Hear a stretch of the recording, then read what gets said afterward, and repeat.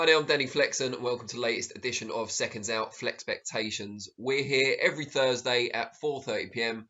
to talk about the boxing action to come over the weekend. And there's only one place to start this weekend, an absolutely can't miss fight between two performers at the very top of their game. Yes, I cannot wait to see Shakur Stevenson against Toka Khan Clary. No, I'm only joking. I mean, it's true that I can't wait to see it, and it very well may be the best fight to watch over the whole weekend.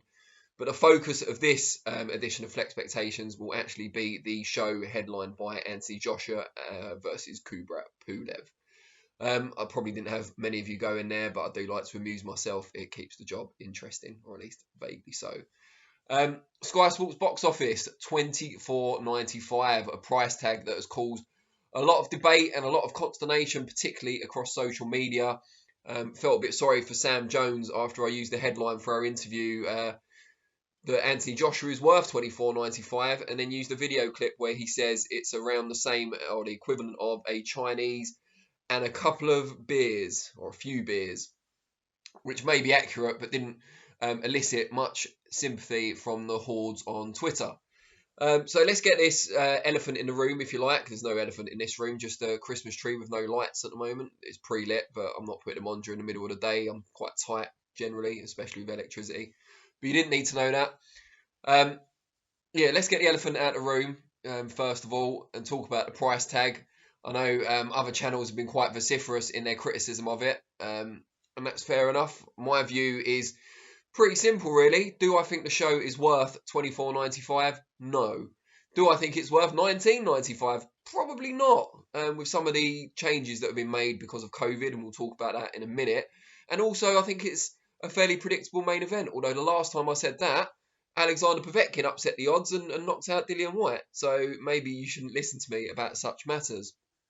What I would say is that all the people that would pay to watch it at the £20 price point will still probably pay to watch it, or the vast majority, at the £25 price point. If you can afford to spend £20 on a night's boxing, the extra £5 doesn't make much difference. So I'm not really going to think too much about, yeah, but it's a pandemic and people aren't working, and yeah, it might be a Chinese and a few beers, but that doesn't make it okay. I get all that, but at the end of the day, if you were going to pay 20, you'd pay 25. The extra £5 makes no difference. Now, you could say, should it be on pay-per-view at all in the constrained climate, and whether the show's worthy or not, and that's a whole different debate. But I think we've long since accepted that Anthony Joshua is always going to be a pay-per-view performer, at least until he loses the titles. And even then, the story of him regaining titles, he's a superstar. He's a world boxing superstar. He's second probably only to Canelo Alvarez in terms of a worldwide attraction. And I don't think anyone expects Anthony Joshua to return to non-pay-per-view television anytime soon. So if you're going to quibble about different price points, that's up to you. But for me, I think the same people that are willing to pay the 20 will pay the 25. And those that don't will either find other means to watch it, or they won't watch it at all. And that's their choice. For me, it's a decent card. If it was on free Sky, I'd be delighted and would be happy to sit down and watch it. On pay-per-view, I think it's a bit of a stretch. But I'm going to preview it like I'd preview any other card that's interesting and features big-name fighters. And we'll start off at the very top with the main event. Anthony Joshua against Kubrat Pulev. Pulev, IBF mandatory contender. Waited a while for his chance, not as long as Dillian Whyte, but probably not as big a difference between the two weights as you've been led to believe. He beat Hughie Fury to secure his mandatory chance out in Bulgaria. Credit to Fury for going over there. A few people didn't fancy that trip. And not only that, he got a really bad cut above his eye early on and manfully went through the rounds and did his best, but came up short on a decision. So Pulev's earned his chance. Very solid operator, very capable, great fundamentals. Was a long time ago now, but a very, very good amateur, high level, almost as high as Joshua, and a lot more experienced amateur than Joshua. Just didn't win that Olympic gold medal like Joshua did, but not as close to his peak physically or as a boxer as Joshua is, and quite kind of not stiff, but kind of not the most flexible. Certainly one-paced. Does everything well, but nothing spectacularly, and packs a bit of a punch, but is not a concussive hitter. So probably not Joshua out now I've said that. However, Joshua, we've seen him beaten before. against someone who wasn't given a great chance in Andy Ruiz Jr. But I just think that style is always going to be difficult for Joshua, who can be quite stiff himself at times, quite regimented, not usually a lot of variety to his work. And someone like Ruiz, who can, when he's in shape, can get inside quite quickly, has fast hands, aggressive. I think that's always going to be difficult, but style-wise, Pulev should suit Joshua a lot more. He's the younger, more athletic, more versatile fighter in this fight.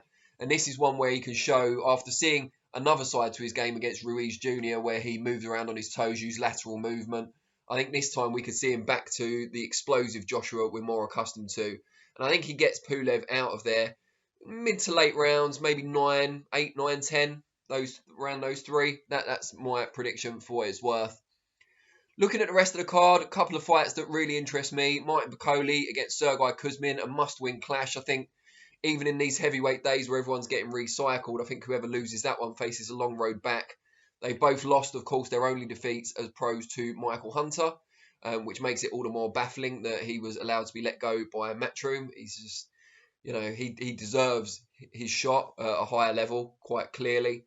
But anyway, Bakole, very talented, good mover, packs a punch as well. Obviously went over to Poland to beat Mariusz Wach, who's also on the card. So he'll be looking to make a statement as he looks to climb up those heavyweight rankings. Sergei Kuzmin, he was built up to be something good, a very good amateur as well. But then there looked to be some flaws before his abortive fight with David Price, who retired with an injured bicep in that one. And then lost to Hunter and was quite disappointing in that fight. So this is a real crossroads clash. I favour Bakole to come through, probably on points, but we'll see what happens there. Hughie Fury, the aforementioned Hughie Fury, goes up against the aforementioned Mariusz Wach. All these guys are just like fighting each other. It's pretty good to see. But yeah, Wach, tough, comes to fight, big, strong guy, not the fastest. Record kind of up and down in recent times. He was once talked about as a genuine kind of hope for the future. I think those days are gone. But we keep getting promised this new Hughie Fury in the build-up to at least 2 of his recent fights. Peter Fury and Hughie both guarantee we'll see it this time around.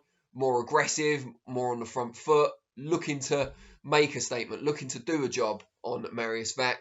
I don't know if he can get it done. I think he's incredibly talented, Hughie Fury. At 26 years old, he's got a wealth of experience that belies his age. And I would hope that if we do see a new Hughie Fury, he can get Wach out of there in the later rounds. What else have we got? Macaulay McGowan coming in at short notice in a good fight against Kieran Conway. I think that could be the fight of the night in terms of the in-ring action.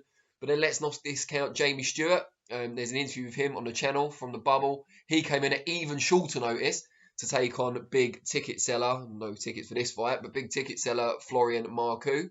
There'll be an interview with him going on the channel tonight from In the Bubble as well. So that's a good one. But we talked about the COVID issue earlier. That caused the only female fight on the bill to fall through, Ramla Ali. We wish her well. As we do, Krzysztof Glowacki, who was due to contest the vacant WBO cruiserweight title against Lawrence Okolie before coming down with the dreaded coronavirus. So now Okolie fights Nikodem Jezewski. Hope that's a good pronunciation. Not as good as Gareth A. Davis for anyone who's seen the conference call. But yeah, so Nikodem Jezewski, whatever it is, I'm just going to stop saying it now because it's getting worse each time. He comes in at, late notice, but it's late notice for Okolie as well. Not as good an opponent by any means as Glowacki. He's unbeaten, yes, but looked lucky against Michal Cieslak, who stopped him, but then both fighters failed the post-fight drug test, and that was made into a no contest. And struggled to get past Sean Del Winters, who we saw taking a bit of a pounding from Alan Babbage not too long ago as well. If Okolie's on form and he's been with trainer Shane McGuigan for a while now and he's got genuine world title aspirations, presumably the Glowacki fight will be rescheduled, he should be getting Jezewski out of there before the halfway point of their 12-rounder. So there's plenty on there worth watching. I'm not criticising the card by any means.